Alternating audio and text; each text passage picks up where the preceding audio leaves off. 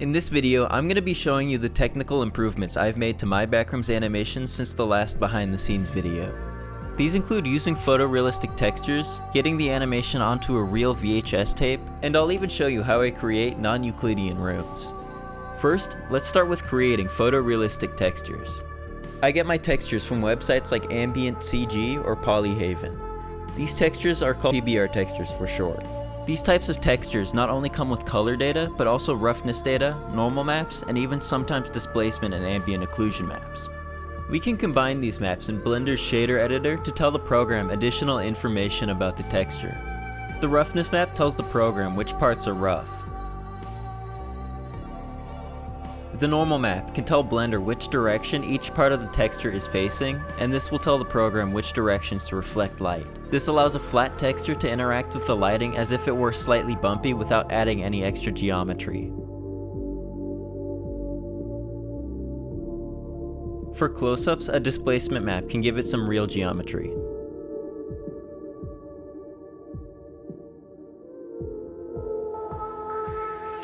And as a final touch, we can apply the ambient occlusion, which are the parts of the texture in which light bounces around and absorbs into the texture to create shadows.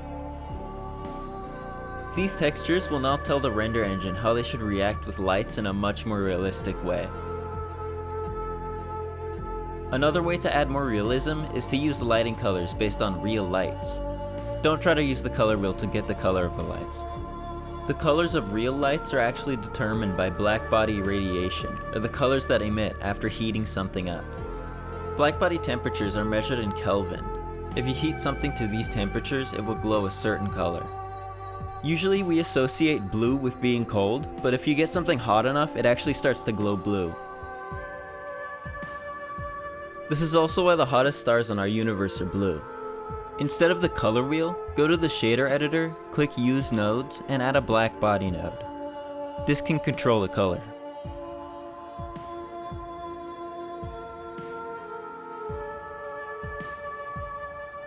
Real lights will have their color temperature listed on the box.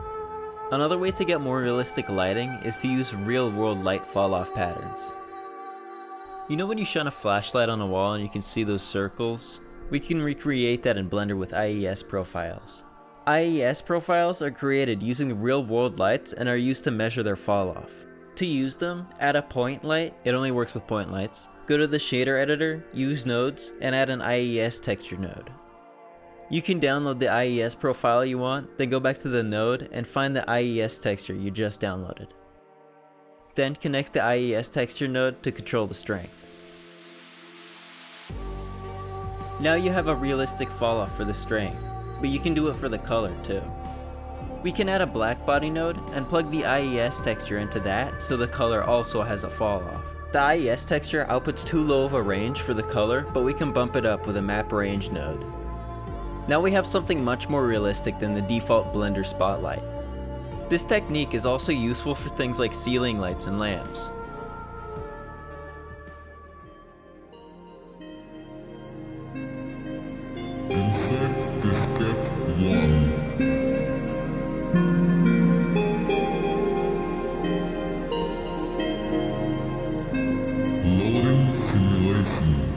To create non-Euclidean rooms, I take advantage of Blender's view layer system. It stores different versions of the entire scene that can be rendered separately. We have one view layer that can see the hallway and one that can't. We can render them, but we won't have a way to blend them together in the way we want. To do that, we can use a holdout, which will make an area in our render transparent. To create a holdout, add a plane where you want the transition to be and set it to a holdout material. You don't want the holdout to cast shadows, so add a mix shader, transparency, and a light path node, and combine them like this. This will make the holdout transparent to everything that isn't a camera ray, so it'll be invisible to the environment but still show up in the render.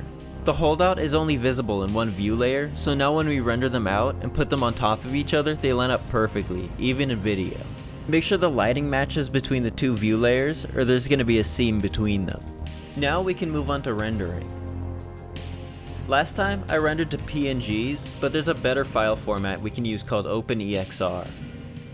EXR files are better because they also store the exposure data, which gives us a lot more control over the final image. Instead of baking the compositing like Bloom into the render, we can render an EXR file and composite it after the render is finished. This can save us from having to re-render chunks of the animation again if we're not happy with compositing setup. This also allows us to do the compositing in any program we want. I use DaVinci Resolve to add the bloom. Another advantage of these files is we can switch over to the HDR color editor, which has a lot more controls than the default one. We can even change or animate the exposure, so every scene can be correctly exposed and have the right brightness.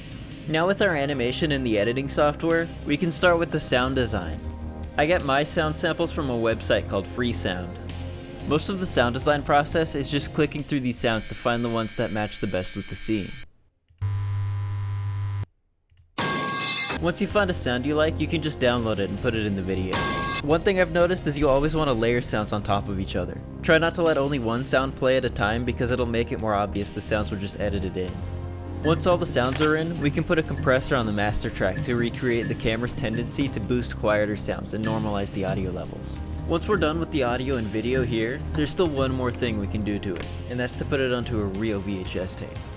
We can record video onto a VHS tape using a VCR machine.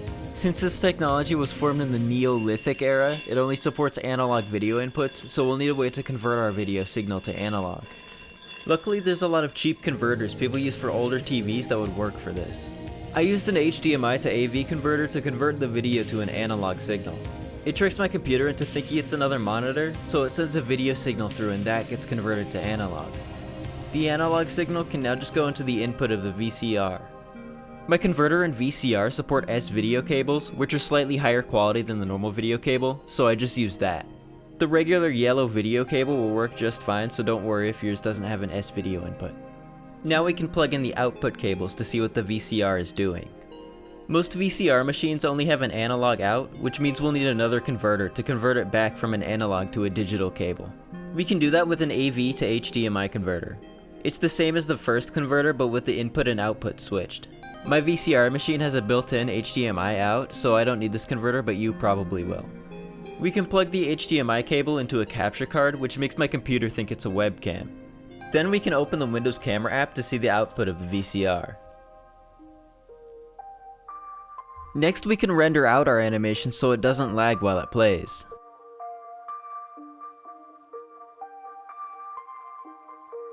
Then we can just drag that video to the extra monitor the converter gave us.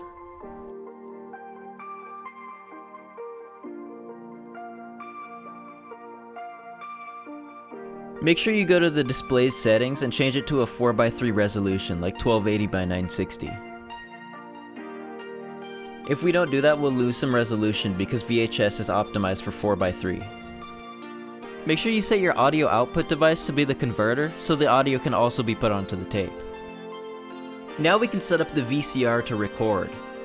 Some VCR machines might have different steps to start recording, so you'll have to look at the user manual for your specific model. Put a tape in to record to and press play to get the VHS tape queued up.